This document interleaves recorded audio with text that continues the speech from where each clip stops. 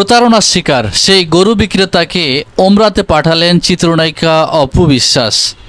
গত কুরবানির ঈদের আগে রাজধানীর দিয়াবাড়ি গরুর হাটে নিজের লালন পালন করা একটি গরু বিক্রি করতে এসে 1,23,000 টাকার মধ্যে 1,21,000 টাকা জাল নোট হাতে পেয়ে ভাষা হারিয়ে ফেলেছিলেন নাটোরের সিংড়া উপজেলার পাকুরিয়া গ্রামের রইসুদ্দিন।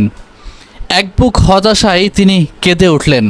তার সেই বোবা কান্না কাঁপিয়ে দিয়েছিল পুরো দেশকে। এমন দুঃখের মুহূর্তে পাশে দাঁড়ায় আলহাজ শামসুল হক ফাউন্ডেশন। প্রথম ধাপে ফাউন্ডেশনের পক্ষ থেকে রইসুদ্দিনকে দেওয়া হয় নগদ 50,000 টাকা।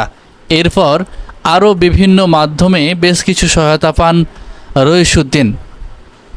এই মানবিক উদ্যোগে সাড়া দিতে রইসুদ্দিনের সাথে স্বতঃস্ফূর্তভাবে যোগাযোগ করেন চিত্রনায়িকা অপু ইসলাম খান ওরফে অপু বিশ্বাস। তিনি আলহাজ শামসুল হক ফাউন্ডেশনের পরামর্শে রইসুদ্দিনের উমরা পালনের সম্পূর্ণ ব্যয়ভার বহন করবেন বলে জানান। ফাউন্ডেশনের উদ্যোগে ও অভিনেত্রী অপু বিশ্বাসের আর্থিক সহযোগিতায় 25শে জুলাই ভোর 6টায় হজরত শাহজালাল আন্তর্জাতিক বিমানবন্দর হতে পবিত্র উমরার উদ্দেশ্যে রওনা দেন জাল টাকায় প্রতারিত হওয়া নাটোরের রইসুদ্দিন। আজ সেই অসহায় বৃদ্ধ যিনি কাঁদছিলেন জাল টাকার কারণে, তিনি যাচ্ছেন মহান আল্লাহর ঘরে ইবাদতের পবিত্রতম যাত্রায়। এ যেন আল্লাহর কাছে নীরব অশ্রুর বদলে পৃথিবীর শ্রেষ্ঠ ঘরে সেজদার উপহার। রইসুদ্দিন শুধু একজন ব্যক্তি নন, তিনি এক মানবিক বিপ্লবের সাক্ষী হয়ে থাকবেন।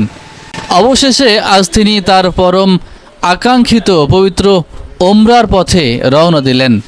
রইসুদ্দিন বলেন, অভিনেত্রী অপু ইসলাম খান অপু বিশ্বাস আমাকে ওমরা করাবেন। তিনি কথা রেখেছেন, আমি যাচ্ছি পবিত্র ওমরায়।